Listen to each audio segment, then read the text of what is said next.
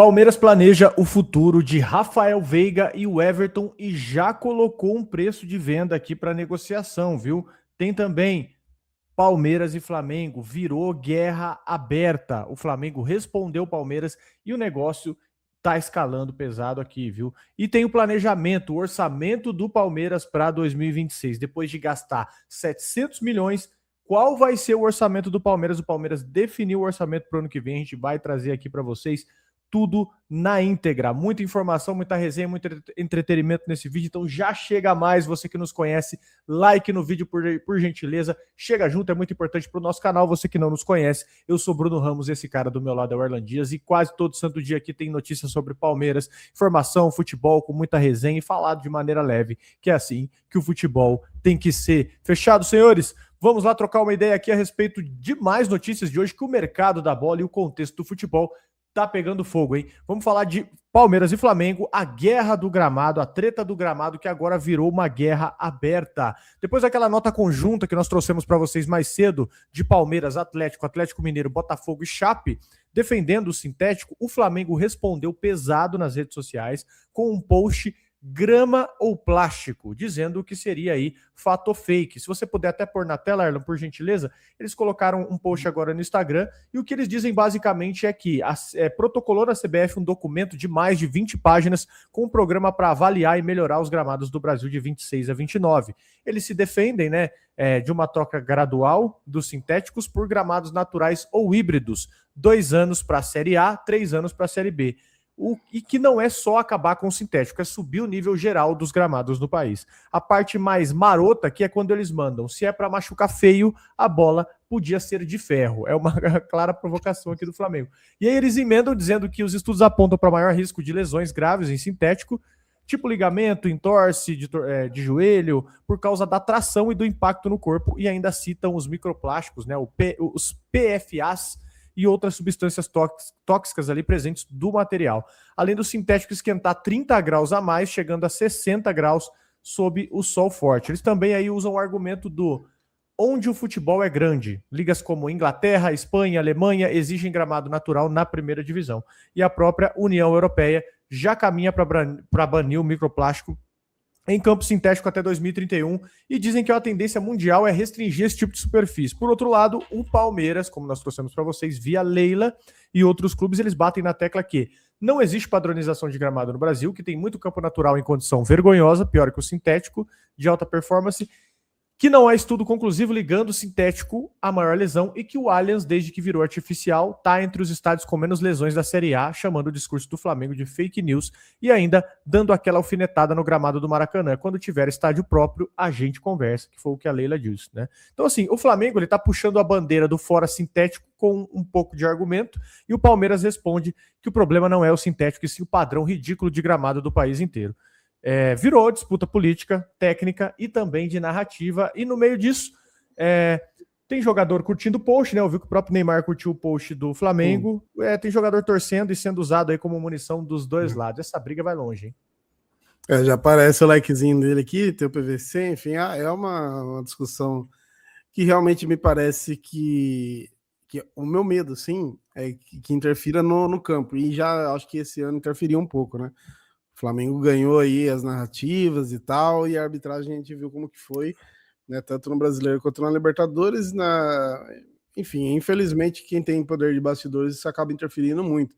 Porque assim, eu não sei o quanto a CBF vai abraçar essa briga do Flamengo, talvez só se realmente outros clubes chegarem, né, e fazerem um peso, porque você pegar um clube, né, o barulho de um clube contra outro, contra vários aí realmente você entende, eu acho que você levanta a suspeita, né, de ser algo muito segmentado, assim, tipo, a CBF vai abraçar o barulho do Flamengo, os outros clubes até aqui, pelo menos a gente não tá vendo abraçando essa briga, e já pelo lado do Palmeiras, a questão do sintético, todos que têm sintética aí se uniram, né? Mas realmente acho que o que mais me preocupa nesse slide de PowerPoint aqui que o Flamengo fez, aliás, uma preguiça absurda da comunicação também, né? Uma artezinha bem preguiçosa, mas o final aqui, né? O futebol é grande, o gramado de verdade, o que você mesmo falou no outro vídeo, né? Os caras só usam de exemplo a Europa para isso, né, cara? É bizarro que tem tantos exemplos onde o Flamengo digamos, seria prejudicado se fizesse as paradas certas, né? Porque daí não teria toda essa vantagem e privilégios, e aí quando convém eles usam a Europa de espelho, né? Isso daí é muito bizarro. Ninguém usa a Premier League para falar de cota de televisão, né? Aí ninguém toca no assunto. Coitado do Cuiabá aí pedindo fair play financeiro há mais de 2 anos sem receber por causa do Raniel e todo mundo quietinho. Mas é isso aí, né? Vamos aguardar os próximos capítulos. Tem também aqui o Everton e Veiga, tá? Vamos falar agora aqui dos bastidores, né? O Everton e Rafael Veiga, eles fecharam 2025 em baixa por motivos diferentes, e isso abriu o olho do mercado. O Palmeiras traçou o futuro do Rafael Veiga e do Everton, né? Pelo menos o planejamento da próxima temporada. O Palmeiras conta com os dois para 2026, vê os caras como ídolo, exemplo de conduta aí, são exemplos no vestiário desse novo ciclo, só que o peso deles dentro de campo muda. No gol, o Everton, 37 anos, era titular absoluto, o Carlos Miguel chegou, e agora o Carlos Miguel assumiu e foi bem, e o plano era o Carlos Miguel é o futuro. Né? Isso ganhou força. Carlos Miguel agora é o presente, na verdade, já no começo de 26. E no meio, o Veiga sofreu com o físico. Foram só 7 gols na temporada. Inclusive, o Facundo Torres tem mais gol que o Veiga nessa temporada. É o pior número dele em 5 anos, mesmo marcando em semifinal de Libertadores. E em 2025, ele jogou muito, mas muito abaixo do padrão que a gente está acostumado com o Veiga, né? Menos impacto ao longo da temporada, alguns jogos em que ele pareceu meio até sem explosão, analisando por aqui.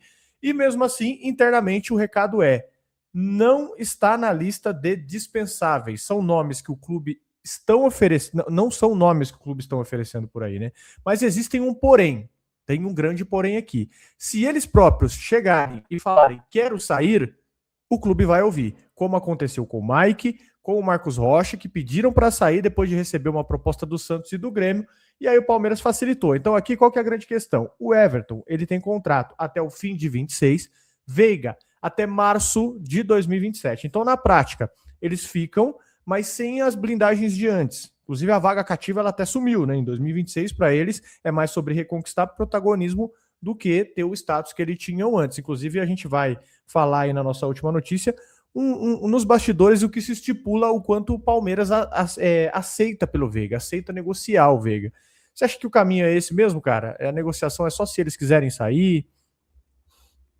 Eu acho que é ideal. Até a gente falou isso sobre o Everton também e do Veiga, porque são jogadas que ainda ajudam de alguma forma, né? O Veiga tem esse número de gols aí, chegou também a ter algumas assistências, fez os gols ali na semifinal da Libertadores. É claro que depois que você não conquista o título, você acaba, né? Não menosprezando, acho que não tira o brilho que foi aquela noite, mas realmente quando vem o título é bem diferente o peso disso, né? Então o Veiga poderia ter sido decisivo em mais um título do Palmeiras, mas aí a questão do título mesmo é coletivo, né? Não dá para jogar nas costas do cara.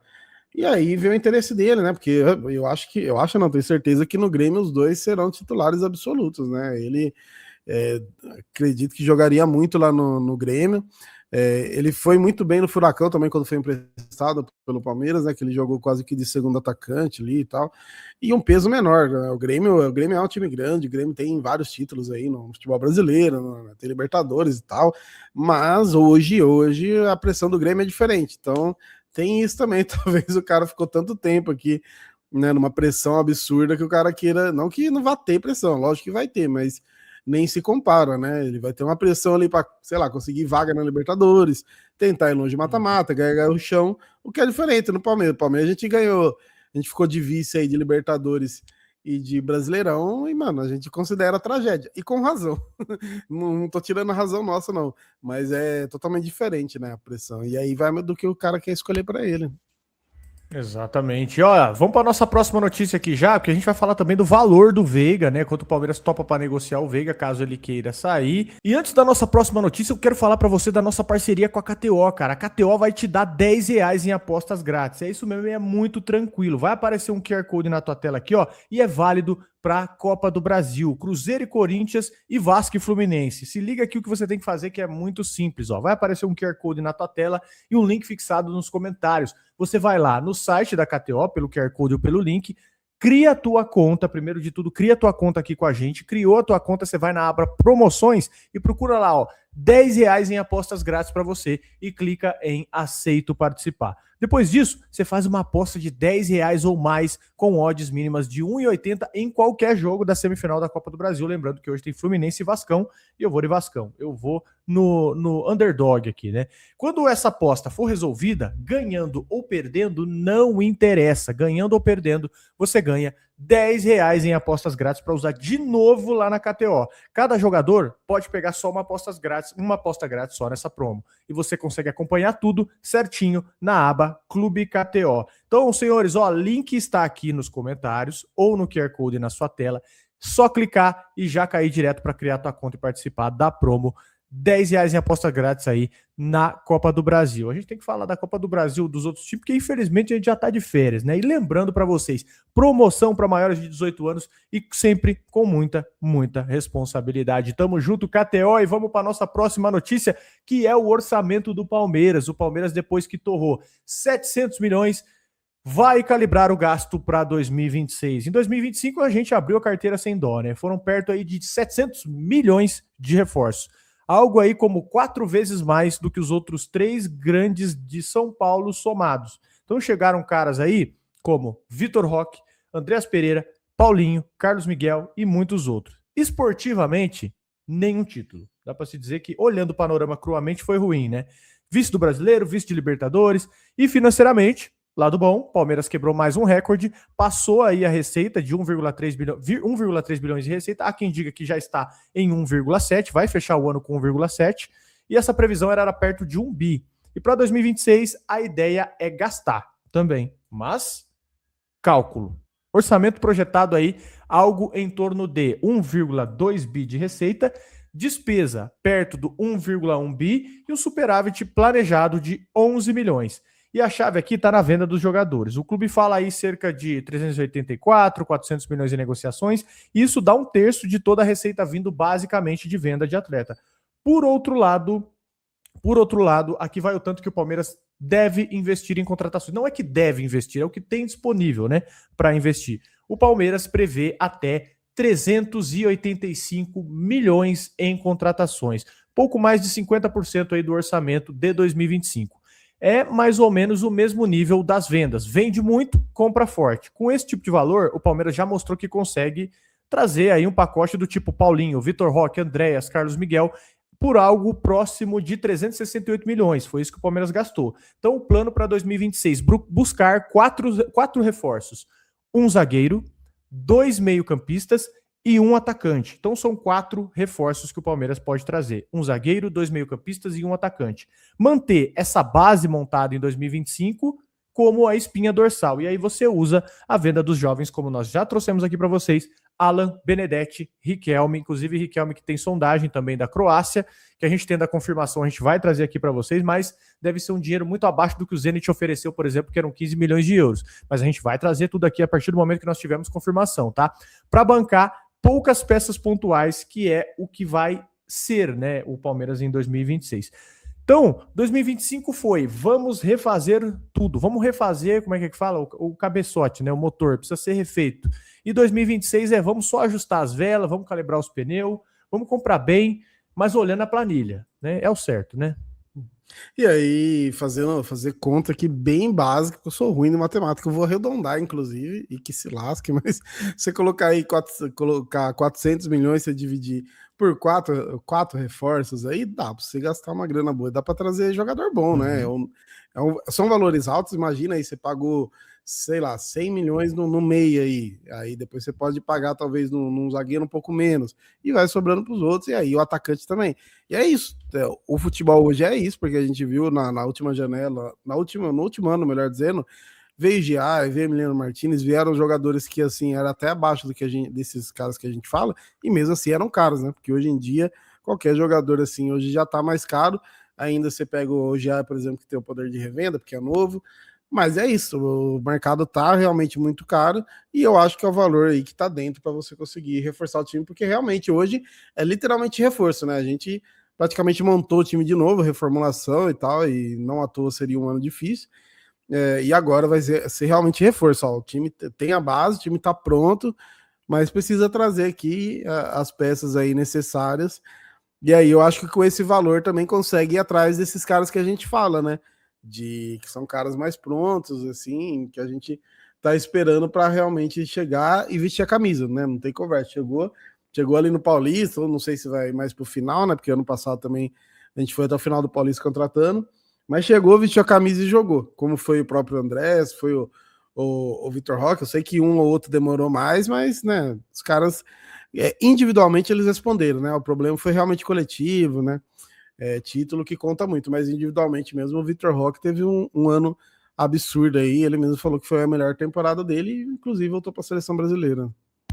Exatamente. Deixa nos comentários, inclusive, rapaziada, quem que vocês trariam para o Palmeiras como reforço para 2025, 2026, perdão. Lembrando que tem muita opção no mercado e tá na hora de trazer uns camarãozinhos fritos, como já diria o nosso saudoso Felipão, né? E vamos falar agora de Veiga, o Palmeiras que definiu um preço para negociar o Veiga. Já falamos que o Veiga só sai se ele pedir.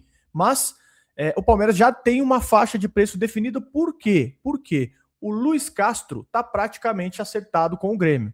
Tá caminhado. Eles estão trocando documentos. O Grêmio deve anunciar o Luiz Castro em breve. E o Grêmio escolheu o Rafael Veiga como alvo para 2026. Por quê? Ele é um pedido do Luiz Castro. E o Palmeiras basicamente responde, né, com aspas, desse jeito. Só aceita se o jogador pedir e só a partir de 12 milhões de euros. Algo em torno aí de 76, 80 milhões de reais com metas. Então, o Veiga, ele é um jogador tido como fundamental para o Palmeiras, né? Essa é a leitura que o Palmeiras tem do Veiga. Então, o que é trabalhado nesse cenário? Pedido do Luiz Castro. Luiz Castro está vindo basicamente para tentar elevar o nível do Grêmio. O Mano Menezes já anunciou que foi demitido, né?